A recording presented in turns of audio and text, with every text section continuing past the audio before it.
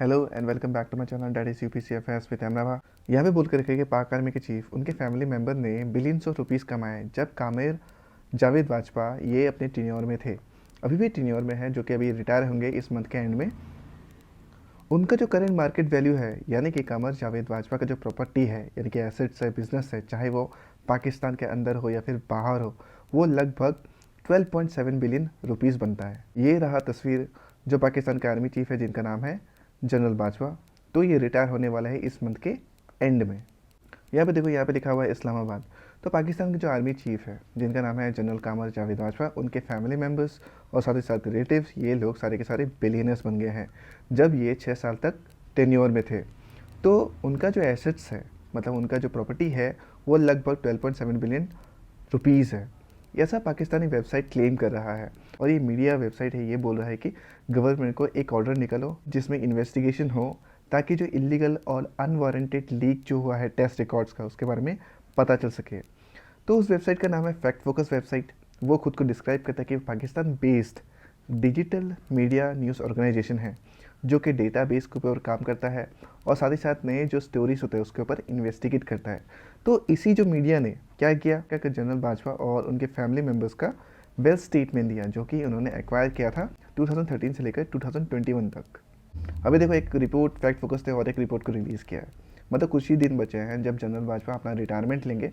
तो उन्होंने ये क्लेम किया है, जो जनरल बाजवा के वाइफ है, जिनका नाम है आयशा अमजद।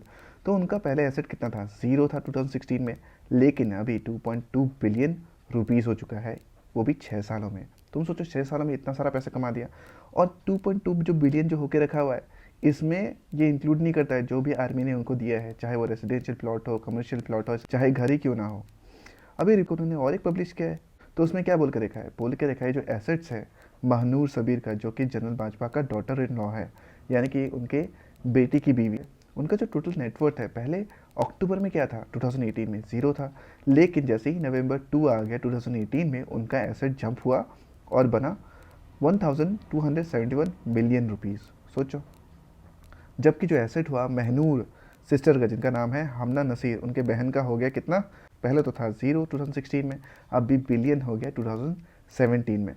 और एक रिपोर्ट दिया है, बोल के रखा है कि तो टैक्स रिटर्न तो शबीर अहमद का है, यानी कि army chief sun father in law, यानी कि आर्मी चीफ के जो संबंधी है। पहले जो उनका जो एसेट था 2013 में, वो मिलियन से कम था, लेकिन धीरे धीरे करके वो अभी बिलियनर बन गए, ऐसा वेबसाइट बोल रहा है। और लगे हाथ और एक बड़ा न्यूज़ आ गया है, बोल के रखा है कि जो फॉर्मर प्राइम मिनिस्टर है, जिनका नाम है इमरान खान पाकिस्तान के, उन्होंने क्या किया, उन्होंने अपना गोल्ड मेडल बेच दिया, जो कि इंडिया ने दिया था। जब वो क्रिकेट खेले थे उस समय इंडिया ने दिया था, उनको भी बेच दिया।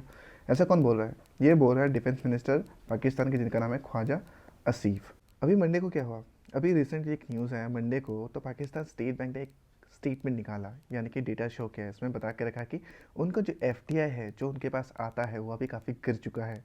जो गिर के अभी आया है कितना, 348.3 मिलियन यूएस डॉलर, इतना आया है इस साल में, यानी कि जुलाई से अक्टूबर फाइनेंशियल ईयर 2013 में इतना पैसा आया है, जो कि लगभग बहुत कम है अगर पिछले फाइनेंशियल ईयर से कंपेयर करें तो पिछला जो फिजिकल ईयर है, यानी कि जो फाइनेंशियल ईयर है 2022, उनका रहा था 726.5 मिलियन डॉलर। यहाँ पे देखो, 348 और 726.5 मिलियन डॉलर।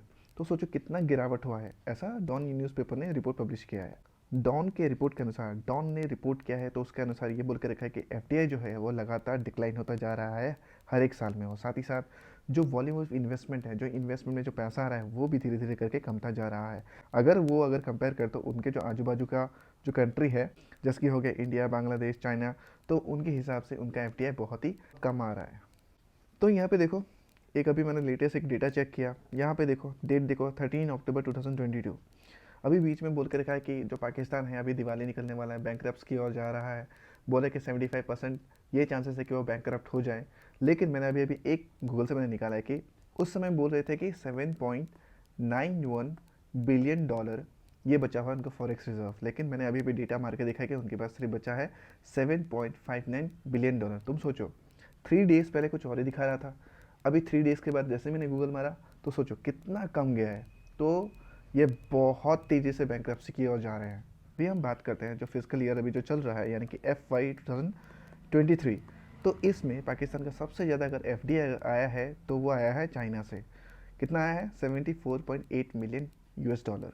यहाँ पे देखो पाकिस्तान डेली बोल रहा है कि चाइना जो है उनका सबसे बड़ा इन्वेस्टर है कुछ सालों से, पिछले कुछ सालों से चाइना काफ़ी बड़ा इन्वेस्टर है उनके लिए। लेकिन जो इन्वेस्टमेंट हो रहा है वो धीरे धीरे करके डिक्लाइन होता जा रहा है। अगर हम पिछले 2 साल को देखते हैं तो मतलब चाइना से भी उनका जो इन्वेस्टमेंट आ रहा है वो भी कमता जा रहा है। तो अभी देख लिए इतना ही। अगर मेरा कंटेंट आपको अच्छा लगता है, अगर और चाहते हैं कि मैं इस टॉपिक को कवर अप करूं या फिर दूसरे टॉपिक को अगर कवर अप करूं, तो please like share subscribe and thank you very much for watching my videos.